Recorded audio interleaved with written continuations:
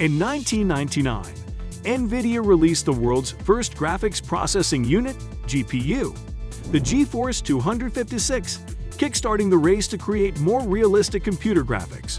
Nvidia has sparked controversy over the years in its bid to outcompete rivals such as AMD and Intel.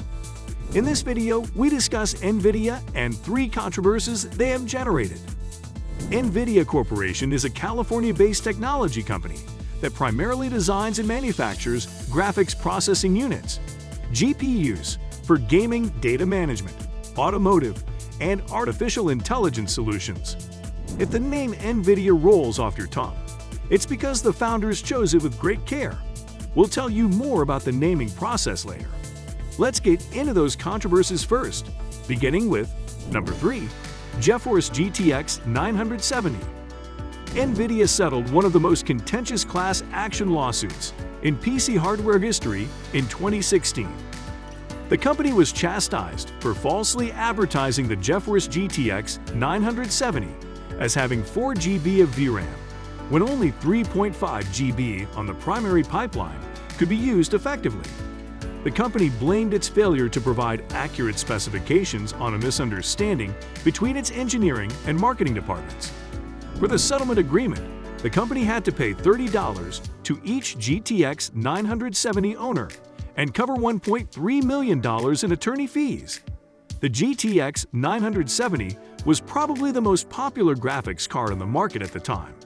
For example, 5.05% of participants in a 2016 survey by Steam said they owned one.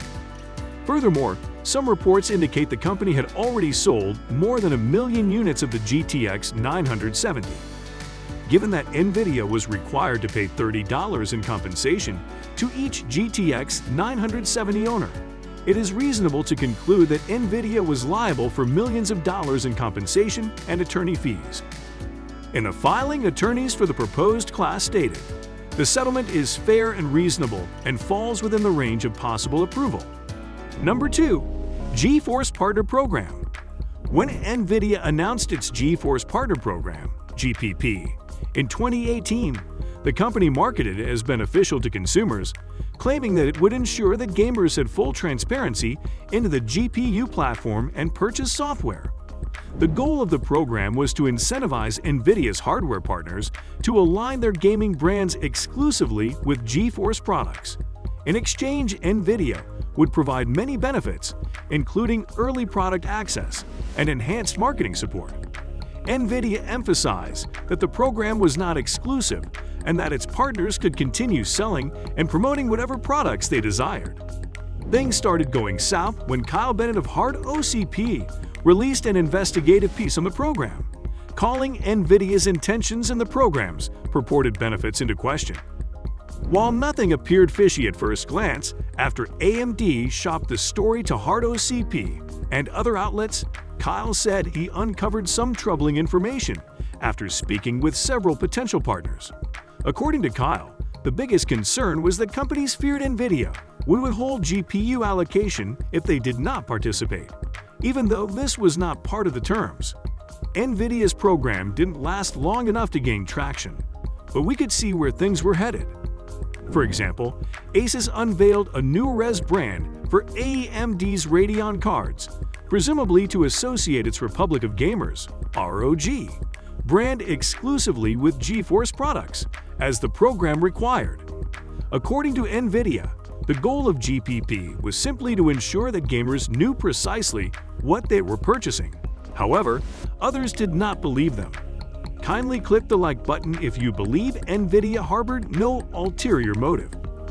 Number 1. ARM Deal. Nvidia's bid to acquire ARM from SoftBank fell through after the 2 semiconductor powerhouses issued a joint statement in early 2022 announcing that the deal had been canceled due to significant regulatory challenges.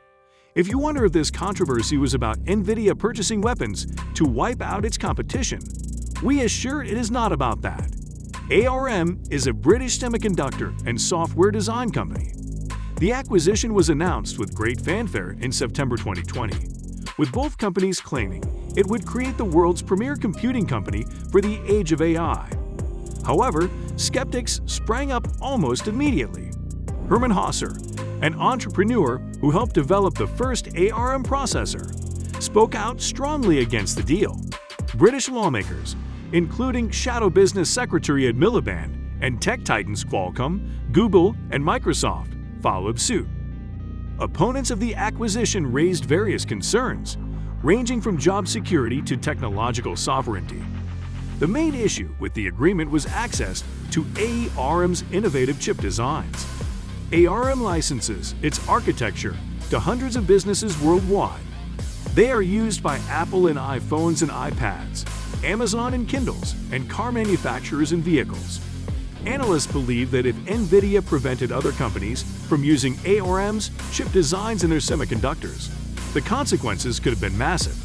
Before long, competition regulators in the United States, the United Kingdom, China, and Europe were looking into the deal from every angle, prompting tech investors and analysts to speculate that the acquisition would never be approved.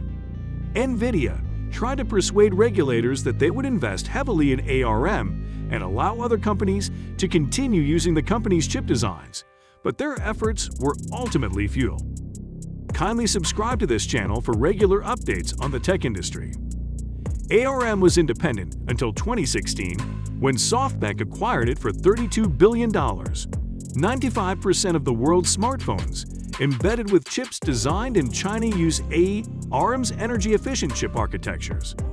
With 6,000 employees worldwide and 3,000 in the United Kingdom, ARM is widely regarded as the crown jewel of the British technology industry.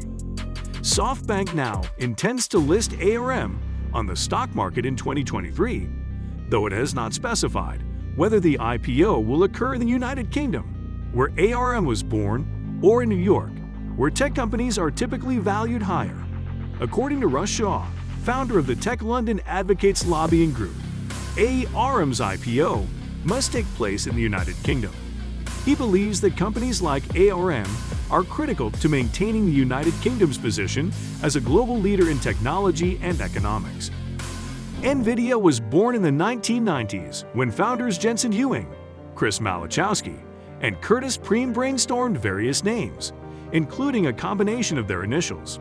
Nvidia, the name they chose, is a mix of several words. The NV in the name stands for next version, which is how the founders envisioned their products. They add the suffix idia from the Latin word invidia, which means envy. Controversies aside, Nvidia has attained impressive feats in the chip design industry. You will find a few in our video that talks about 7 amazing facts about Nvidia. Thanks for watching.